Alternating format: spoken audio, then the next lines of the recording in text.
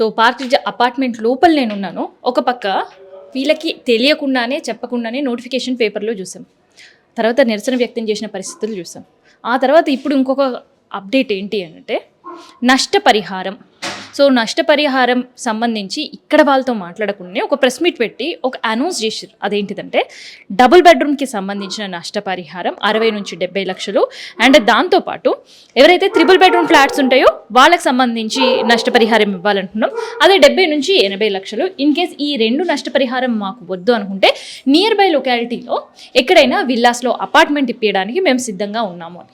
కానీ ఇక్కడ Madhu park Ritz apartment వాళ్ళు ఏమంటున్నారు, నష్టపరిహారం తీసుకొని ఇది కాల్ చేయడానికి సిద్ధంగానే ఉన్నారా, లేదంటే ఇక్కడుండే మెమరీస్తో అండ్ ఇక్కడుండే వెదర్తో అండ్ ఇక్కడ వాళ్ళకి అపార్ట్మెంట్ నైబర్స్తో కావచ్చు, వాళ్ళకుండే రిలేషన్షిప్ కావచ్చు అండ్ దాంతోపాటు అటాచ్మెంట్స్ కావచ్చు, ఇవి వదలడానికి సిద్ధంగా ఉన్నారా, నష్టపరిహారం తీసుకోవడానికి సిద్ధంగానే ఉన్నారా? ఇట్లాంటి విషయాలన్నీ కూడా తెలుసుకుందాం. ఒకసారి మాట్లాడదాం. యాక్చువల్లీ ఈ అమౌంట్ అనేది మాకు ఎవరు కమ్యూనికేట్ చేయలేదండి.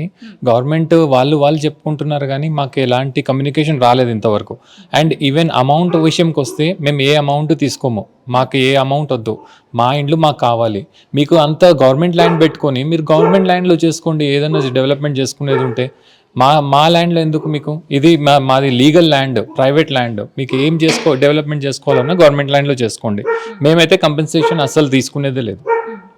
సో ఒక పక్క కంపెన్సేషన్ మాకు అవసరం లేదని చెప్తున్నారు, ఇంకోవైపు మాత్రం ఖచ్చితంగా ఖాళీ చేయించి దిగుతామంటున్నారు. ఏం చేస్తారు? లీగల్ ఫైట్ చేయబోతున్నారా? ఏం చేయబోతున్నారు? మేము డెఫినెట్లీ లీగల్ ఫైట్ చేస్తాము. ఎందుకంటే మేము ఇది according to all legal documents with all legal permissions construction చేశారు. ఓకే, మీరు చూసినట్లయితే 2010 జీవో ప్రకారం 9 మీటర్స్ బఫర్ జోన్ అని చెప్పారు.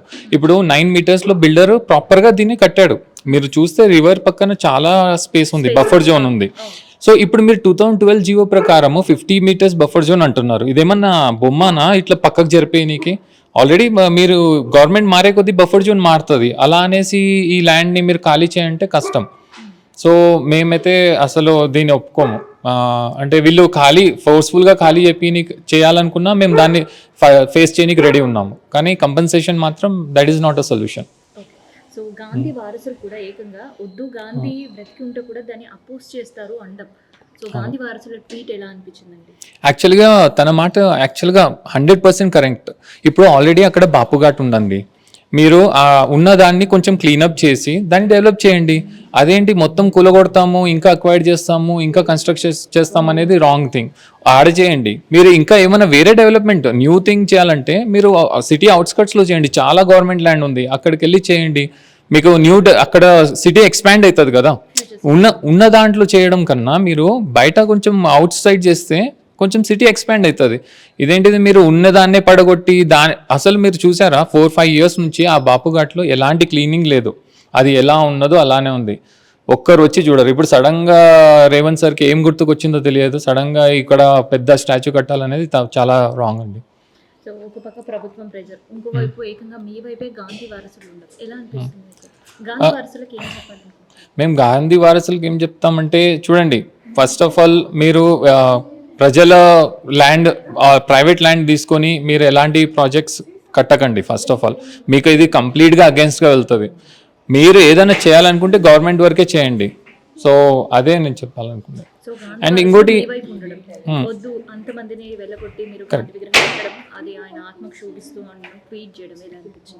యాక్చువల్గా ఆ ట్వీట్ చూసాక మేము చాలా హ్యాపీ ఫీల్ అయ్యామండి. బికాస్ ఆల్రెడీ అంత వాళ్ళకే తెలుసు ఈ స్టాచ్యూ వల్ల ఏం యూస్ఫుల్ కాదనేసి. సో అది రేవంత్ కూడా తెలవాలి యాక్చువల్గా. అంటే మీరు రీసెంట్గా చూసినట్లయితే రేవంత్ సార్ది ఆల్రెడీ ఒక వీడియో సర్క్యులేషన్లో ఉంది. మనం తలా ఒక చేస్తే 1000 కోట్లు జమ చేసి గాంధీ ఫ్యామిలీకి ఇస్తామంటున్నారు కదా. అదేదో మీరు ఆ తలా 1000 కోట్లు వేసుకొని బయట కట్టుకోండి. అది మా ట్యాక్స్ అమౌంట్తో కట్టడం ఏంటిది? మేము అంత కష్టపడి ట్యాక్సులు కడుతుంటే మీరు ఊరికే ఏది పడితే అది కట్టేస్తున్నారు. చాలా ప్రాబ్లమ్స్ ఉన్నాయి, వేరే ఇష్యూస్ ఉన్నాయి. మీరు స్టూడెంట్స్కి స్కాలర్షిప్ ఇవ్వట్లేదు, అవి ఫిల్అప్ చేయండి. ఫస్ట్ 6 వాగ్దానాలు చేశారు, అవి మీ 6 గ్యారెంటీలు అసలు ఇవ్వలేదు, అది ఫిల్అప్ చేయండి. ఇదేంటిది మీరు స్టాచ్యూ కడతామంటే అది ఎలాంటి కరెక్ట్ డెసిషన్ కాదు. సో గవర్నమెంట్ ఒక నష్టపరిహారం ఇచ్చి ఇక్కడ ఖాళీ చేయాలనుకున్న డెసిషన్ తీసుకుంది. I'm not sure about it, కానీ గాంధీ సరోవర్ ప్రాజెక్టు వాళ్ళు తెలంగాణలో ఎక్కడన్నా చేయొచ్చు. మా అపార్ట్మెంట్లో చాలా మంచిగా ఉంది ఇది. దీన్ని లైక్ కొంచెం రీపెయింట్ చేపియడం, డెవలప్ చేయడం మంచిగా ఉంటుంది. కానీ దీన్ని మళ్ళీ కూలగొట్టేసి మా ల్యాండ్ పైన మళ్ళీ గాంధీ స్టాచ్యూ కట్టాలంటే అవ్వదు. సో ఎలాంటి మెమరీస్ ఉన్నాయి నీకు ఇక్కడ? ఎలాంటి ఇక్కడ నాకు మా ఫ్రెండ్స్, నేబర్స్ అందరూ లైక్ చాలా తెలుసు నాకు. స్కూల్ కూడా ఈడ దగ్గర ఉంటుంది మాకు. సో ఇన్ కేస్ ఇక్కడ నుంచి వెకేట్ చెయ్యాలి అని ఆర్డర్ పాస్ చేస్తే వాట్?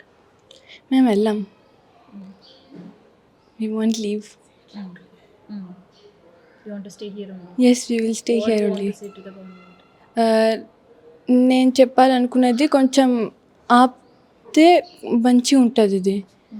లైక్ చాలా మెంబర్స్కి కూడా హెల్ప్ అవుతుంది, మాకు ఒక్కటే కాదు ఇక్కడ.